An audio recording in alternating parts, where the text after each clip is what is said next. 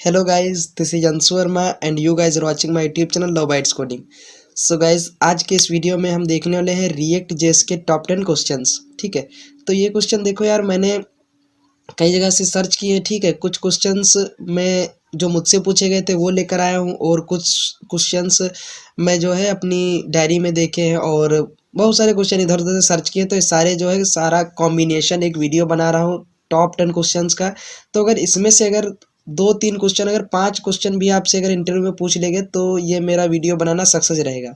ठीक है, तो अगर आप लोग चैनल पे नए हैं तो सब्सक्राइब कर लेना ताकि ऐसे वीडियो आप लोगों को और मिलते रहें और वीडियो मेरे देख सको। ठीक है, तो गाइस चलिए पहले क्वेश्चन से स्टार्टिंग करते हैं और देखते हैं कि पहला क्वेश्चन क्या है।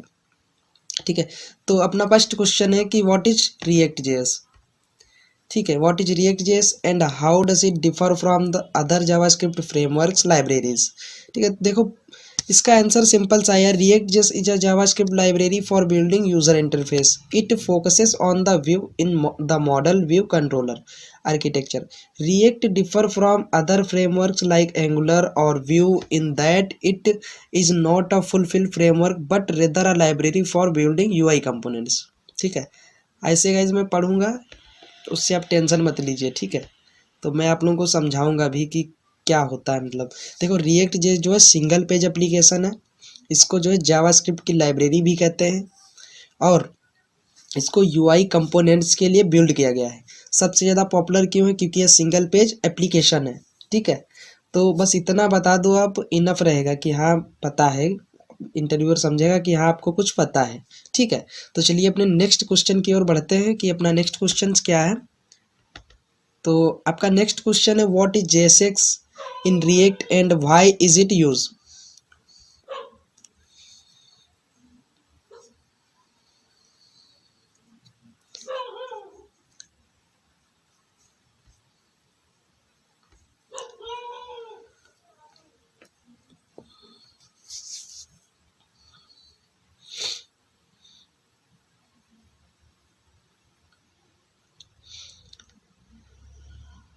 तो इसका आंसर है JSX JavaScript XML is a syntax extension for JavaScript used in React to describe the structure of UI component.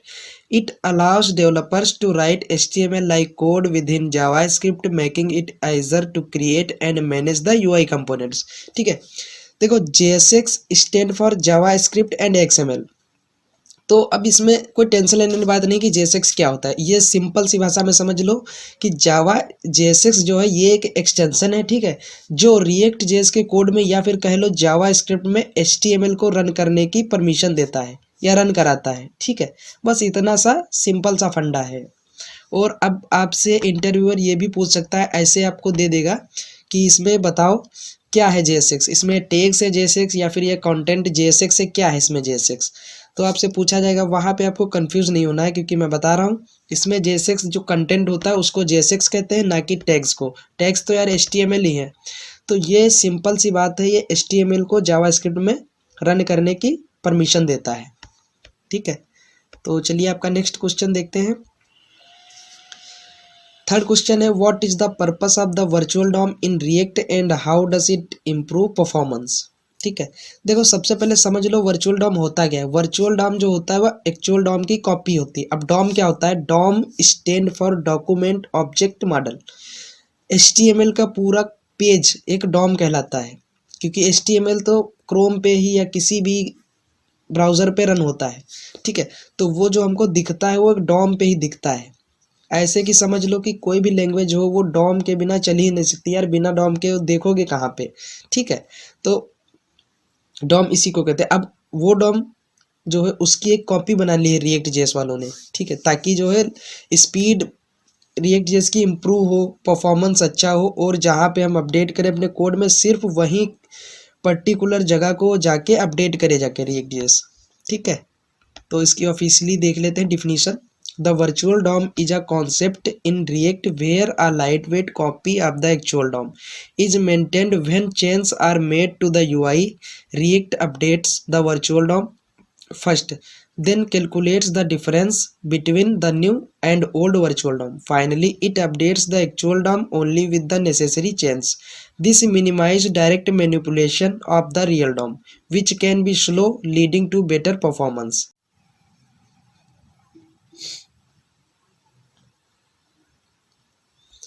ठीक है, तो अब अपना नेक्स्ट क्वेश्चन देखते हैं क्या है।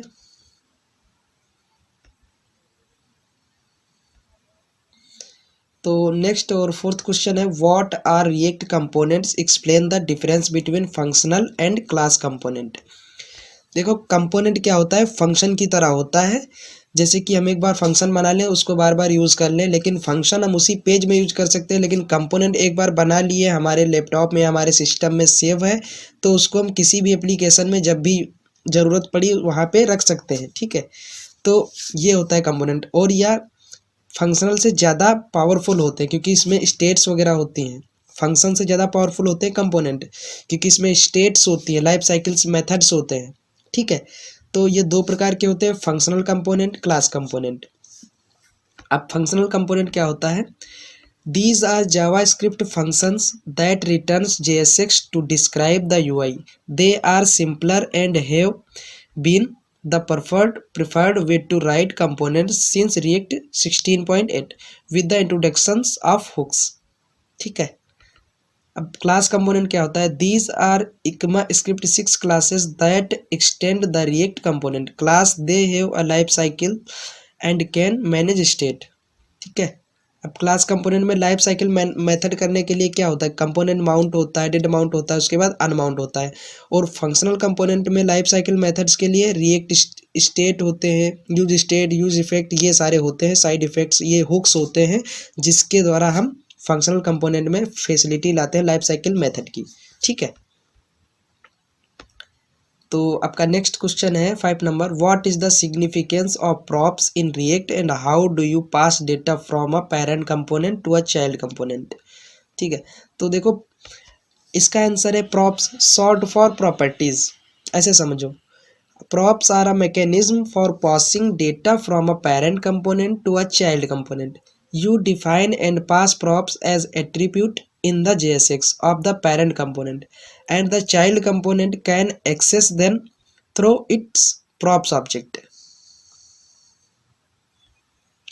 तो देखो इसका हम एग्जांपल आप लोगों को बहुत अच्छे से समझाते हैं। प्रॉप्स के द्वारा जो है पेरेंट टू चाइल्ड डेटा का ट्रांसफ़र किया जाता है।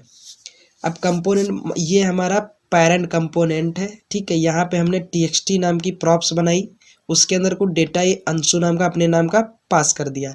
अब ये हमारा चाइल्ड कंपोनेंट है। देखो रिएक्ट जेएस में फंक्शन ऐसे ही, कंपोनेंट ऐसे ही बनाए जाते हैं, चाहे वो क्लास कंपोनेंट या फिर फंक्शनल कंपोनेंट हो। ठीक है, तो यहाँ पे मैं प्रॉप्स पास कर दूंगा एज अ, ये जहाँ ये जो प्रॉप्स है, यहाँ पे हमको प्रॉप्स नाम की कीवर्ड जरूर ही पास करनी पड़ेगी।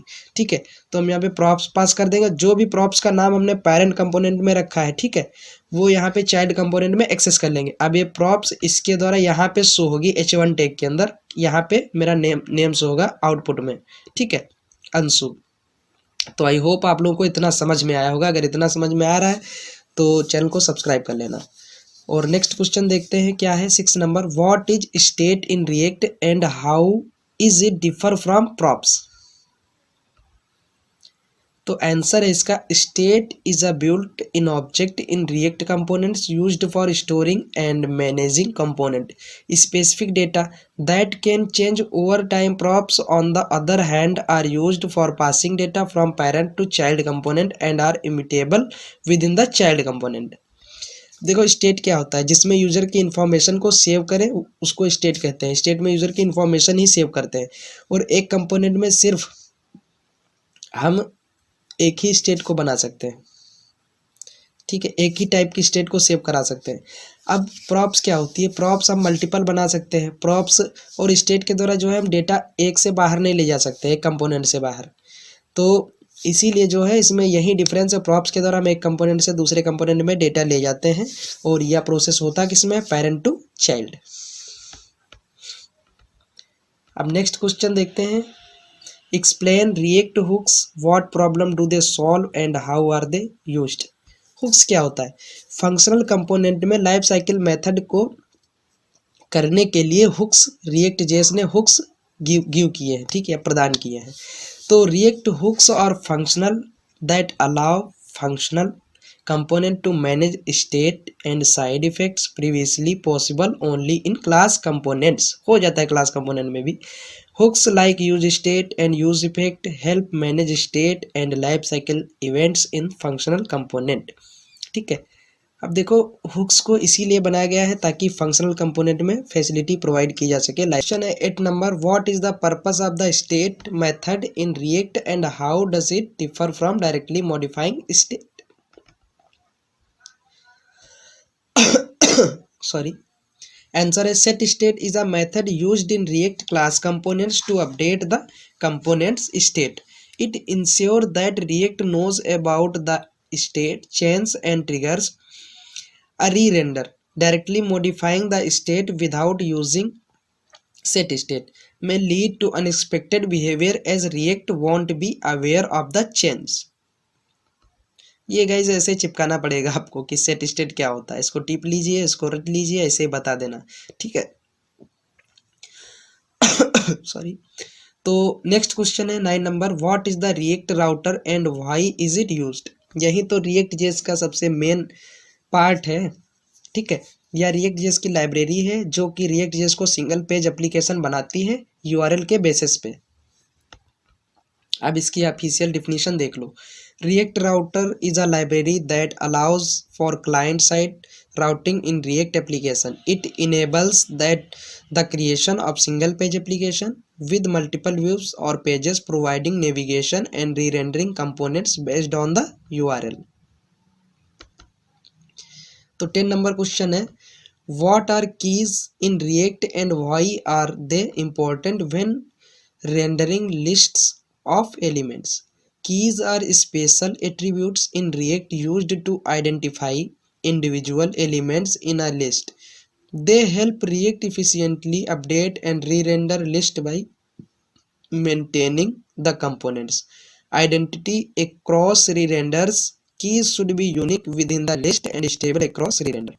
सिंपल बताऊं यार, जब भी हमको डेटा बैकएंड से आता है और उसको टेबल या फिर लिस्ट में दिखाना रहता है तो हम की पास करते हैं। अगर टीडी में टेबल में दिखाना है तो उसके मेन पैरेंट टैग के अंदर पास कर देंगे, जैसे कि यहाँ पे मैंने पास कर रखा है आइटम डॉट आईडी। इससे क्या रहता है, कंसोल डॉट लॉग में एरर आती है, ठीक है, वो एरर सॉल्व हो जाती है और ये चेक करता रहता है ना कि यूनिक डेटा आ रहा है या नहीं। तो गाइज आई होप आप लोगों को वीडियो अच्छा लगा होगा। अगर हेल्पफुल रही हो तो सब्सक्राइब कर लो, अगर नहीं रही है तो कोई बात ही नहीं है, ठीक है, लाइक भी कर देना। मिलते हैं नेक्स्ट वीडियो में, तब तक के लिए keep learning and keep exploring. Thank you so much, जय हिंद।